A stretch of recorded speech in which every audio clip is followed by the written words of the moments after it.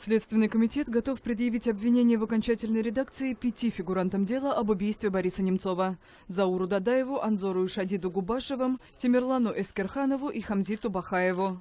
Их задержали вскоре после гибели политика. По данным следствия, они причастны к совершению заказного убийства в составе организованной группы.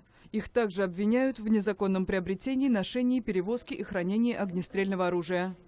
Причастность всех обвиняемых к совершенному преступлению полностью подтверждается собранными доказательствами, в том числе заключениями более 70 сложных судебных экспертиз, а это и ситуационные, фонографические, психологические, молекулярно-генетические и комплексные криминалистические экспертизы.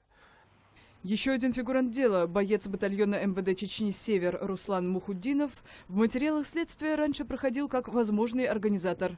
Но в новом заявлении СК он назван не только организатором, но и заказчиком преступления.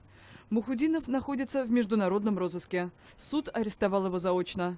Мухуддинов был водителем другого офицера батальона «Север» Руслана Геремеева. Защита Бориса Немцова считает, что именно он мог быть заказчиком преступления. По мнению адвокатов и соратников оппозиционера, убийство было совершено в интересах руководства Чечни.